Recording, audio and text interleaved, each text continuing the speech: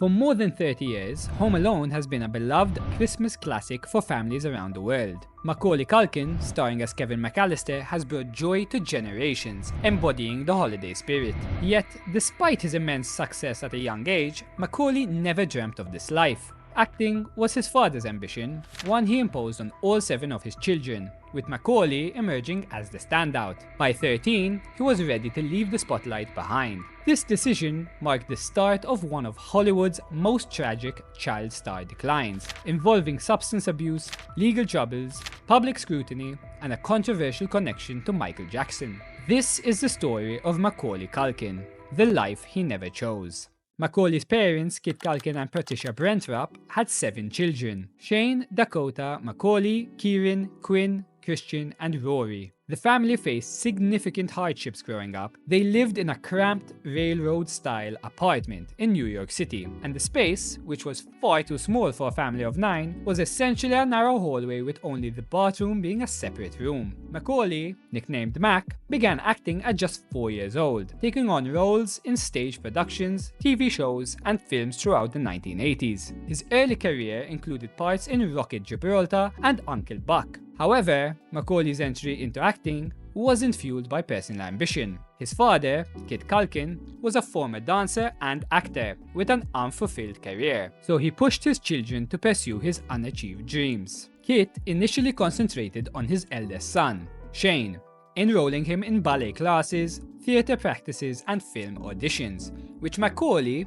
also typically joined. However, Kit was surprised when Macaulay, not Shane, emerged as the true standout. His natural charisma and boldness, even as a 6-year-old, captured the attention of producers, earning him every single role he pursued. Macaulay's big break came with Uncle Buck, which grossed $67 million at the box office and marked the beginning of the family's financial dependency on his income. Although Kit initially underestimated Macaulay's abilities, he quickly realized his son could be the family's ticket to Hollywood. This realization paved the way for a life-changing opportunity. While planning a family trip to Europe, writer and producer John Hughes came up with the concept for Home Alone. Inspired by a checklist of items not to forget, his kids included, Hughes envisioned a story about a 10-year-old left behind during the holidays. Having already worked with Macaulay on Uncle Buck, Hughes tailored the script specifically for him. Released in November 1990, Home Alone became a cultural classic film, grossing nearly $500 million worldwide and solidifying Macaulay's place as a Hollywood A-lister. Despite his fame, Macaulay's life was far from perfect. At just 10 years old, he had no control over his career. His parents chose his projects, and he often showed up on set without even reading the scripts, simply just delivering his lines that he was given. The success of Home Alone worsened tensions with his father,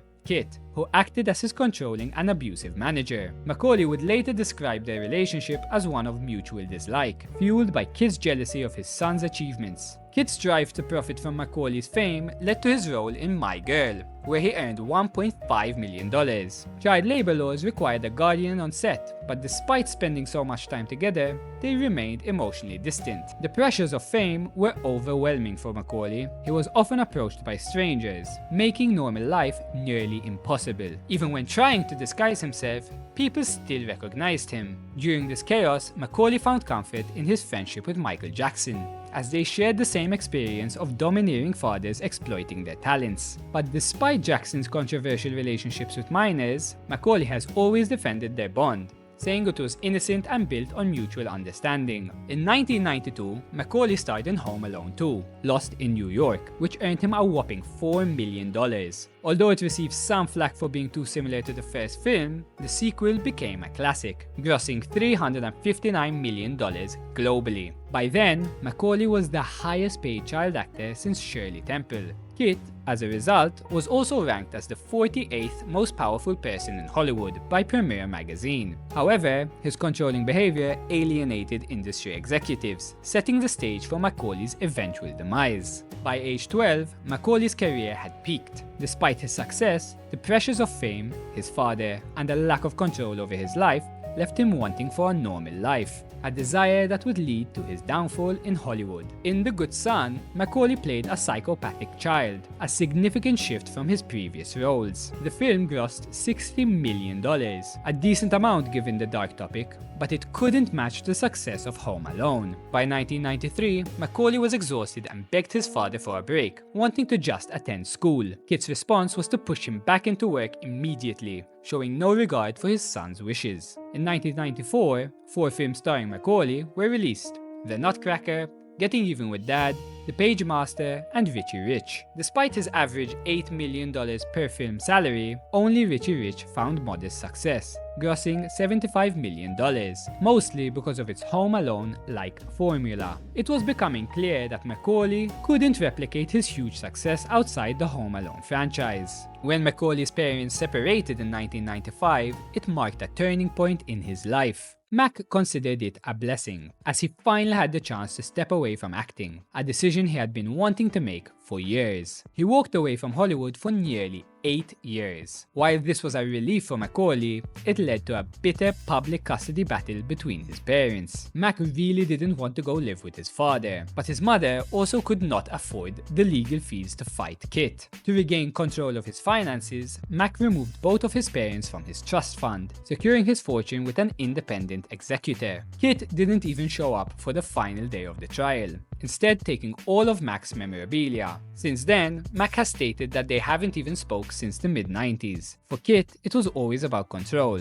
so once he lost it, he disappeared. This was a relief. Mac could finally focus on living life like a normal teenager, attending high school mainly for socializing. At 17, he married Rachel Miner. He fully embraced the New York City counterculture, dyeing his hair pink, smoking, drinking, and even engaging in rebellious acts like vandalizing walls and parking meters. Seeking to distance himself from his childhood, he treated everything as a temporary escape, with the financial freedom to do so. However, the media scrutinized his every move, making him one of the first victims of tabloid sensationalism, a fate that would later befall stars like Britney Spears, Lindsay Lohan, and Paris Hilton. In 2003, at just 23 years old, Macaulay made a comeback with Party Monster, hoping to shift his image. However, the film flopped, both critically and financially, with only a 29% rating on Rotten Tomatoes, and a low return of just $1 million at the box office after spending $5 million on the budget. He quickly realized that he no longer appealed to his former fanbase, so in an attempt to revive his career, Macaulay took a supporting role in Saved, which actually did decently, and he received quite a lot of praise for his performance. Yet, just as things seemed to be improving, he was arrested for substance possession in 2004. Police found illegal substances in his car, and the media quickly labeled him as just another troubled child star. Macaulay, however, dismissed the scandal. Things took another turn when Mac divorced Rachel Miner in 2002 and began dating Mila Kunis. Their relationship remained private, but they leaned on each other for support. After 7 years together, they broke up in 2008, following the death of Mac's sister, Dakota, who was hit by a car. This loss sent Mac into a deep emotional crisis, and rumors of addiction circulated. Though his struggles were real, he later clarified that illegal substances weren't the defining factor of his life, despite the media's harsh portrayal. In 2013, Mac moved to Paris to find peace, enjoying the anonymity the city provided. After 4 years, he then returned to the US. And this is where he met his new wife, Brenda Song, while filming for Changelands in 2018. Their bond grew, and in 2021, they welcomed a son, Dakota, named in honor of Mac's late sister. And later in 2023, they had another son by the name of Carson. Today, Macaulay, at a much older 44 years of age, is focused on his own creative endeavors and acting. His performance in American Horror Story earned him critical acclaim. Reflecting on his tumultuous past, he expresses gratitude for the life he has now. So despite the abuse, scrutiny, and struggles that he faced, he's now found peace and continues to live on his own terms. I made my family disappear.